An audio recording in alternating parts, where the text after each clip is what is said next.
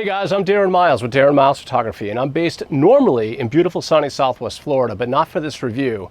Today we're coming at you live from stunningly beautiful Western North Carolina. We're doing this review live from Asheville. Now, if you've never been to Asheville, North Carolina, this is one of the most beautiful and underrated cities in the United States. That mountain range back there, that's the Blue Ridge Mountains, and we're doing this review at about 2,800 feet above sea level. And while I was here, I thought I'd finally take the opportunity to review a lens that I've had for a while. This is the Fujifilm 16mm f1.4. This is overall a pretty fantastic lens. Now, no lens is perfect, and there are a couple of minor nits, but if you're curious to understand just how fantastic this lens is, stick around and find out.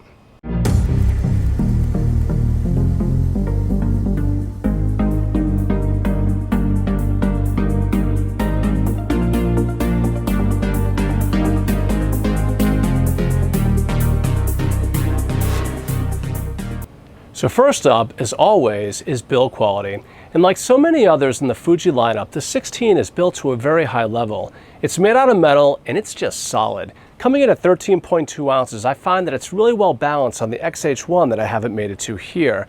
It's not too heavy to be a burden, yet it's light enough to carry around all day without causing a lot of muscle and tendon strain. The focus ring is smooth and buttery with the ideal amount of resistance.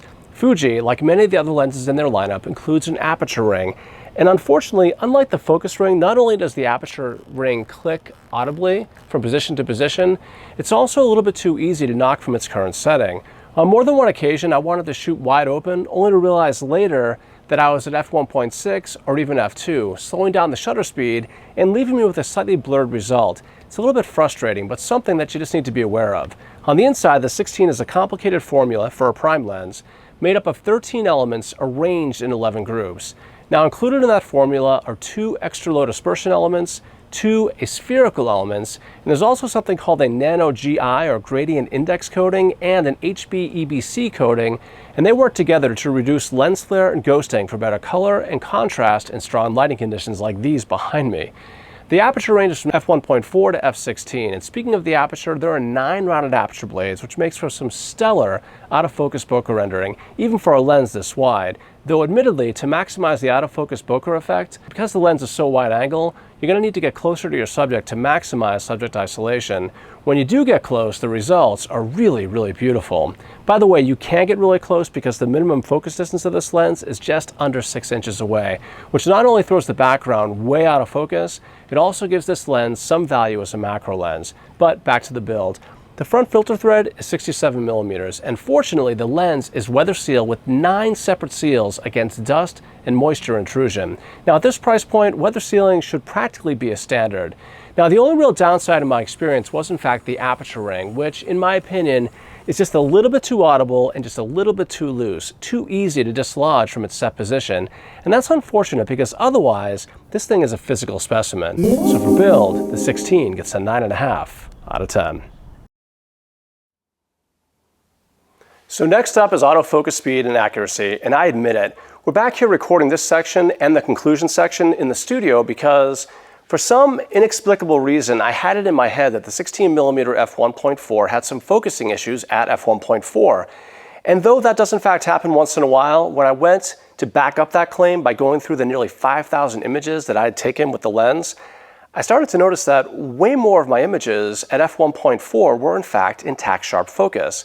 The lens did occasionally miss it at f1.4, but it wasn't nearly as often as I initially thought. By and large, the XH1 and the 16mm do a great job at nailing focus, even wide open. Now, if there's a shortfall with AF, it's that the lens doesn't focus ultra fast. It's pretty quick, but if you're a street photographer, you may find that the lens may have a hard time keeping up with a moving subject in the street. But apart from that, I found that overall, it's an excellent autofocus performance. Now, on the other side of the coin is the supremely well executed manual focus clutch function of the 16. Combined with the focus peaking of the XH1 and the manual focus ring, and by the way, there's an electronic distance meter both at the bottom of the viewfinder and on the lens itself. The only other mirrorless manufacturer that pulls this off this well in my experience is Olympus. Now, this thing, in my experience, is extraordinarily well refined and works very well. The bottom line is autofocus is excellent, and the overwhelming majority of the time it just nails focus, meaning that the 16mm gets a 9.5 out of 10 for AF speed and accuracy. So next up is optical quality and the quality of the results. Well, we've already told you that's built really well, but how are the optics? Well, I'm pleased to say that when the autofocus hits, fortunately the optics are very impressive. Very impressive. I mean, check all the important boxes. Is it sharp wide open? Yep. Does it have well-controlled chromatic aberration and flare performance? You bet. Vignetting? It's very well controlled, even wide open. Check. Now, admittedly, Fuji bakes in autocorrection on their lenses with their camera bodies, so we're actually looking at corrected versions of the images in Lightroom, but honestly, to my eye, they look great. Now, I could sing the praises of the optics all day long, but rather than me talking about it, it's probably better if I just show you. The next 2 to 3 minutes will be a series of stills and video clips showing off the optics of the Fujifilm 16mm f1.4, and assuming your version is able to nail focus regularly, then the Fuji's going to reward you with some pretty stellar images.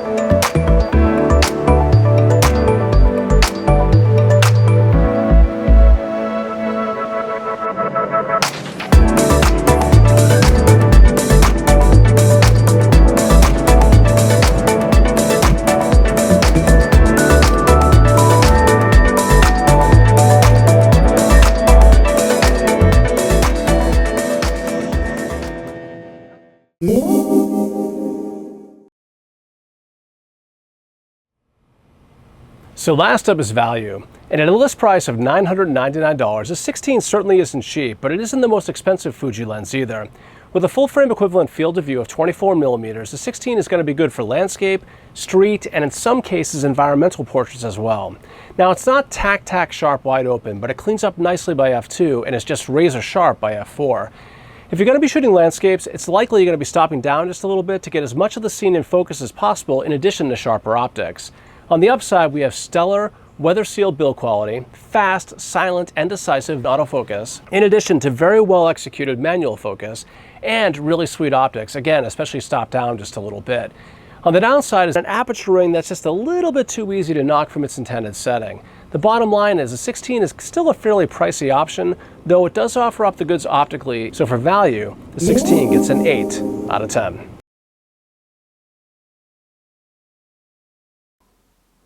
So to wrap up this review, we gave the Fujifilm 16mm f1.4 a 46 out of 50 and our highly recommended rating. The final word, from a size and weight perspective, the Fujifilm 16mm f1.4 is a very manageable offering from the folks over at Fuji. It's really pleasant to use and certainly has the capability of producing some stellar and excellent images.